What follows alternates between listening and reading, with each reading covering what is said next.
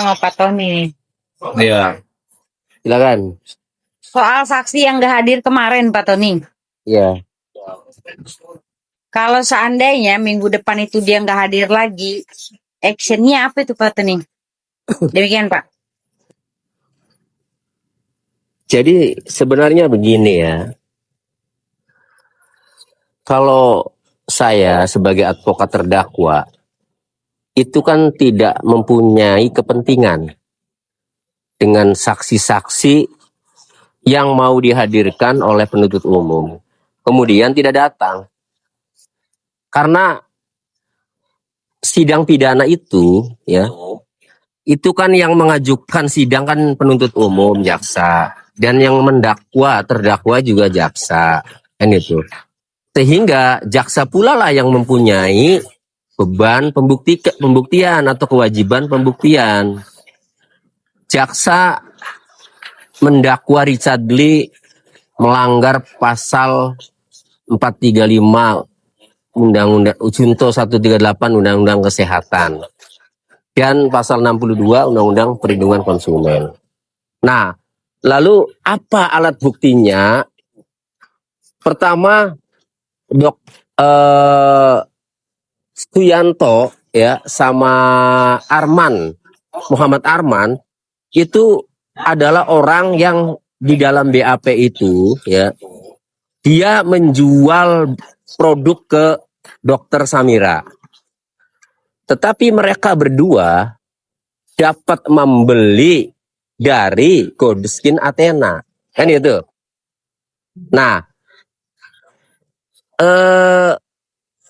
Dokter Samira hanya mampu membuktikan bahwa produk yang ia beli yaitu WT atau Wetometo ya, Wetometo tambahan labelnya kan Wetometo, dan Ribeskin ya atau Diana Salmon di rumah aja, ia hanya mampu membuktikan dua produk itu beli dari Grabashop yaitu saksi Muhammad Arman dan Raisel Shop saksi Suyanto. Udah hanya membuktikan di situ, tidak dapat membuktikan beli dari terdakwa, kan itu. Nah, yang dalam BAP menerangkan beli dari terdakwa adalah Grabashop dan Raisel Shop-nya, yaitu Muhammad Arman dan Suyantonya. Nah, jadi kalau pertanyaannya bagaimana actionnya? Ya terus terang aja kalau bicara strategi, ya baguslah kedua orang itu nggak hadir. Kenapa? Karena putus pada Grabashop dan Raisel Shop. Jadi dokter tidak dapat membuktikan bahwa beli dari Dr. Richard Lee atau terdakwa, sebaliknya, dan jaksa juga tidak dapat membuktikan. Karena jaksa itu gini, jaksa itu akan membuktikan bahwa produk yang dibeli Doktip itu dari Grabashop dan Raisel Shop, dan Grabashop dan Raisel Shop-nya itu beli dari Goldeskin Athena. Cara membuktikannya adalah dengan memanggil atau mendatangkan saksi pemilik Grabashop dan Raisel Shop, kan begitu. Tujuan jaksa itu ingin membuktikan bahwa produk ini dari Goldeskin Athena loh, dari Dr. Richard Lee loh. Nanti kita hadirkan nih ya pemilik Grabashop dan Raisel Shop, kan gitu ceritanya nih kan. Ternyata tidak hadir. Ya bagus lah. Iya kan? Kan itu sebenarnya. Nah, walaupun kalau kemudian mereka hadir juga, kan gitu, tetap akan saya teliti, akan saya tanya bukti-buktinya ya. Kapan beli dari terdakwa Richard Lee atau dari Goldeskin Athena? Tahun berapa? Berapa jumlahnya? Minta penjualannya berapa? Ya, stoknya. Sehingga dapat diketahui validitas apakah benar-benar pertama beli dari terdakwa atau dari Goldeskin Athena.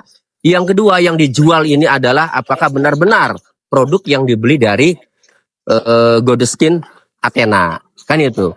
Nah itu baru validitas produk. Yang kedua, pastilah saya akan lihat juga bukti pembelian.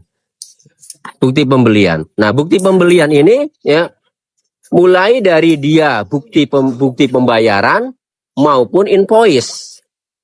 Nah, cuma sebenarnya kalaupun mereka dapat membuktikan, ada lagi nih ya yang dihadang oleh KUHP yang baru di pasal 235 ayat 3. Nah, di situ dikatakan alat bukti sebagaimana dimaksud pada ayat 1 harus dapat dibuktikan autentikasinya dan perolehannya secara tidak melawan hukum.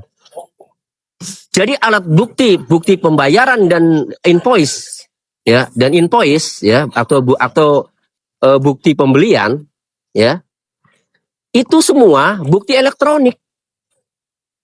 Sementara bukti elektronik itu ya menurut KUHP pasal 235 ayat 3 harus dibuktikan autentikasinya dan perolehannya secara tidak melawan hukum.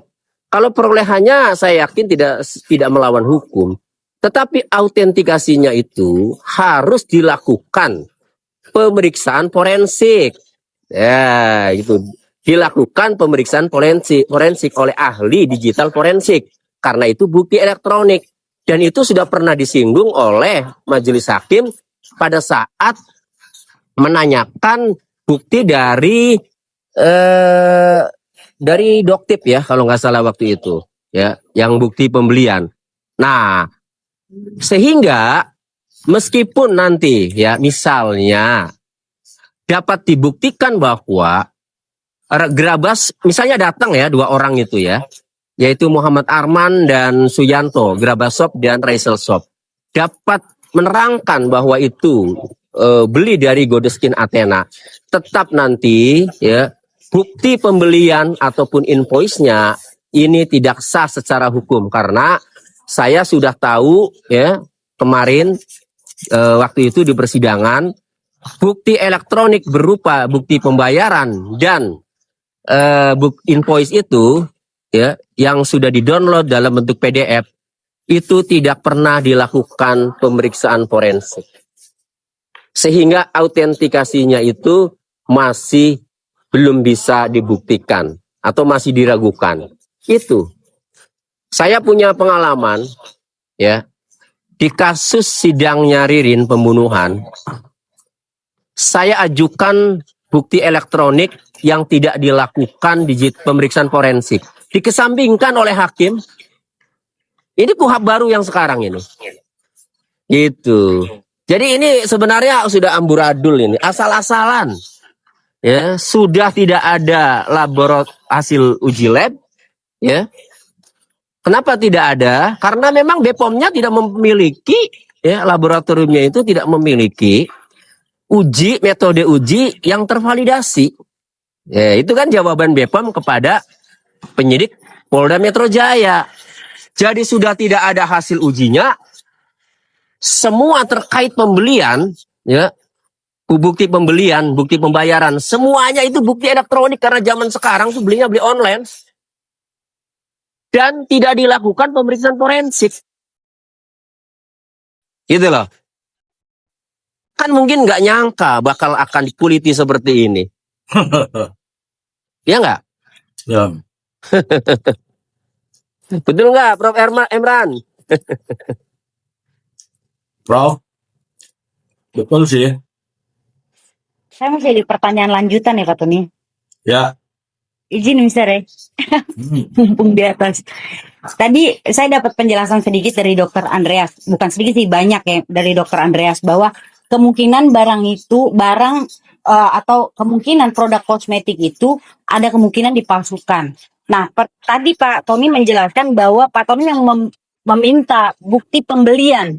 Tapi apakah akan diminta juga bukti penjualan? Karena kalau dilihat dari dakwaan, itu yang dibeli itu jumlahnya 13. Dari bulan yang berbeda ya, totalnya tuh 13. Karena kalau di bukti penjualannya dia menjual lebih dari 13, atau dia menjual baru 9 tapi barangnya tidak ada atau gimana, itu akan dipertanyakan juga nggak di persidangan? Oh iya. Gini ya, ini adalah persidangan mencari kebenaran untuk menentukan salah dan tidaknya orang. atau ekstrima ini untuk menghukum orang. Jadi kalau untuk menghukum orang, maka ya baik jaksa maupun saksi, ya. Kenapa saya katakan jaksa maupun saksi bukan hakim? Karena jaksa dan saksi inilah yang satu frekuensi ya untuk memberatkan terdakwa, kan itu. Karena saksinya yang dihadirkan dari jaksa.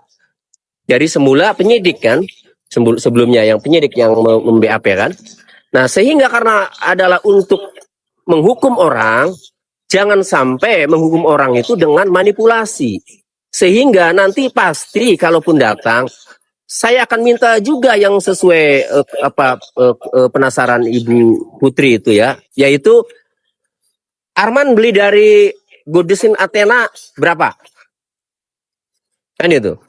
Lalu penjualannya berapa? Kalau dia tidak bisa menunjukkan penjualannya juga, ya, maka kita ragu. Jadi harus matching. Kalau beli dari Godeskin misalnya tadi berapa Ibu Putri? 13. 13, Pak. 13. Misalnya 13 ya. Sebenarnya di dakwaan jaksa itu ada ya Muhammad Arman itu pada tanggal 25 Juli 2023 saksi Muhammad Arman Rasyef ya untuk paket bundling 6 box. Nah, kan itu ada di sini. Kalau 6 box, satu boxnya berapa nanti kan bisa dihitung kan. Nah, kemudian tanggal 4 Oktober 2023 saksi Muhammad Arman juga untuk paket bundling 7 box kan itu. Nah, kemudian dijual lah 12 Oktober ke Dokter Samira kan itu. Membeli WT ya, White Tomato ya dari aplikasi Shopee dengan akun Gerabah Shop sebanyak 1 box. Nah, berarti ada 13 box ini dijual kepada Dokter Samira 1 box. Saya akan tanya nanti, 12 boxnya itu dijual sama siapa? Mana buktinya? Kan itu. Nah, hakim juga pasti kan menanyakan itu juga. Setuju lah. Kenapa? Karena ini untuk menghukum orang. Kenapa saya katakan demikian? Ya, karena memang sebelum-sebelumnya kan sudah amburadul barang bukti itu. Nih, saya kasih mungkin bagi teman-teman yang belum menonton ataupun yang sudah nonton sidangnya tapi lupa, saya ingatkan lagi. Doktip dalam keterangannya ya bahwa ia membenarkan bahwa produk yang ditunjukkan oleh jaksa kepada majelis hakim ya 1 WT, 1 box WT dan 1 DNA salmon ya itu dibeli dan 1 lagi glubio ya.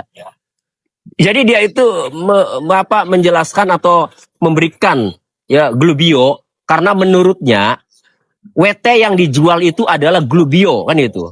Hanya dirubah namanya. Ternyata kan tidak terbukti karena Doktip tidak pernah menanyakan ke produsen glubio bahwa WT adalah glubio kan itu. Nah, jadi Doktip mengaku itu beli dari Grabashop. Ya, glubio tidak jadi soal ya. WT dan DNA salmon yang dalam dakwaan. Ya. Nah, kemudian ya setelah diputar di podcast Denny Sumargo, ya, ternyata baik glubio, baik WT maupun glubio itu sudah dibuka satu-satu, ya, sehingga 1 box itu yang isinya 5 strip ya, itu berarti seharusnya kalau dibuka 1, ya, kan Doktip ini beli sama Muhammad Arman sama Grabashop 1 box kan itu. Nah, kemudian di persidangan barang buktinya itu 1 box masih utuh. Jadi semula Doktip mengaku itulah yang beli dari Grabashop. Tetapi kemudian ada fakta ya video yang diputar ya waktu podcast di Denny Sumargo. Ternyata 1 box itu yang 1 stripnya itu kapsulnya dibuka. 1 kapsul. Berarti 1 box itu ya 1 strip udah dibuka. Tapi kenapa yang dihadirkan di persidangan yang disita itu masih utuh? Ya. Ya nggak? Begitu juga glubio. Ingat nggak di Denny Sumargo itu 1 box glubio dibuka, satu strip diambil, satunya ya yang WT diambil, satu stripnya kapsulnya, kemudian Globio juga sama, satu strip kapsulnya diambil. Itu untuk membandingkan yang sama putihnya, bahannya sama, itulah waktu itu kan. Nah, kemudian setelah diputar video pembukaan atau WT satu strip dibuka satu kapsul, Globio di satu stripnya dibuka satu kapsul. Kemudian ditanyakan lagi kan, ya enggak? Ini beda kan gitu. Ya, kata Richard ini kan langsung kan ini beda. Nah, lalu ini saya tanya, ini barang bukti ini yang ada di sini, ini yang beli dari Grabashop bukan? Karena yang dari Grabashop masing-masing udah dibuka satu kapsul. Apa lalu dia jawab? Kan bukan dari, bahkan barang bukti banyak dari konsumen katanya. Oh berarti ini bukan. Ya, dia bukan, dia bilang dari konsumen lain barang bukti itu. Waduh, itu yang dinamakan amburadul. Berarti bukti pembayaran kepada Grabashop, invoice dari Grabashop dari Shopee, ya jelas palsu karena begitu barang buktinya berubah, bukan yang beli dari Grabashop, karena yang dari Grabashop udah dibuka satu kapsul. Sementara yang diajukan adalah barang bukti yang semuanya utuh. Ini pertanyaannya, dari mana itu barang bukti? Lalu mana bukti pembeliannya? Mana invoice-nya? Nah, itu yang saya katakan amburadul. Atas dasar amburadul inilah, maka kalau nanti ya Arman datang, Grabashop datang, Suyanto yang katanya meninggal kemudian datang, kan kita tidak tahu ya. Barangkali datang pakai potongan gitu. Jangan ketawa Mr. J. Orang meninggal kok datang lagi dipakai pocong nanti. Kalau mereka berdua datang karena sebelumnya sudah amburadul kan gitu ya nggak, maka sampai ke penjualan pun akan saya tanya apa dasarnya, karena udah amburadul. Jadi barang bukti yang dihadirkan yang milik Doktip itu ya sudah jelas ragu karena sudah berubah keterangannya gitu loh. Ya. Ya nggak? Nah itu baru barang bukti, belum ngobrol masalah unsur pidana kan gitu ya nggak? Pak Kalau Tony, unsur ini pidana tetap mengacu kepada hasil lab ya, sesuai PP 28 tahun 2024 pasal 407 ayat 3. Apa? DKI siapa? Pak Tony izin satu lagi. Berarti di 5 lagi juga nggak apa-apa. hanya juga ini. Siap satu lagi. Berarti di daftar barang bukti invoice penjualan nggak ada ya Pak Tony? Ya itu invoice penjualannya itu ya itu yang apa namanya bukti elektronik itu ya masuknya. Itu yang dari Grabashop. Berarti kan tidak matching dengan dengan barangnya ya. Dengan fisiknya, bukti barang fisiknya kan. Karena barang fisiknya yang beda dengan yang beli dari Grabashop. Kalau yang Grabashop sudah dibuka satu kapsul kan gitu. Kamu sini dulu loh. Yang banyak Pak Tony. Ini ada Ya, Tony. terang kan? Pak Tony. Siapa nih yang mau bertanya? Silakan. Saya. Oke, ya. Pak Tony, izin saya ingin bertanya. Malam Bapak. Melihat dari persidangan yang terjadi, banyak hal yang terdapat kekeliruan yang sama sekali terkadang tidak sesuai dengan BAP-nya.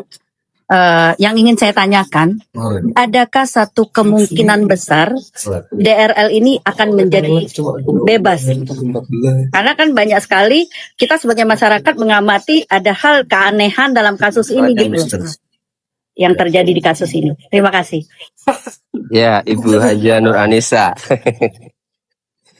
Jadi kalau melihat fakta-fakta persidangan sampai hari terakhir kemarin, ya, pembuktian bahwa produk itu milik Godeskin Athena atau toko online-nya Dr. Richard Lee itu saja masih belum menemukan titik terang. Kan itu. Nah, itu baru pembuktian barang itu milik terdakwa atau bukan aja, itu masih belum menemukan titik terang, masih belum kuat.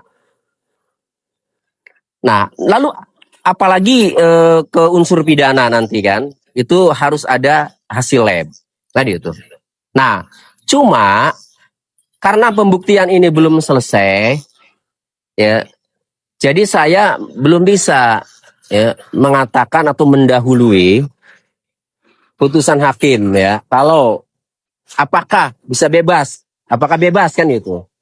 Nah, tapi kalau nanti ya dari fakta-fakta persidangan yang sampai selesai, ini kan pembuktiannya dari penuntut umum ini masih ada ya satu kesempatan lagi tuh dikasih oleh majelis ya untuk menghadirkan saksi-saksi dua kali lah, saksi-saksi, fakta dan ahli ya. Nah, kalau nanti sampai selesai pembuktian penuntut umum ya ternyata masih seperti ini ya, meskipun ahli juga dihadirkan tapi setelah nanti saya cecar ternyata dia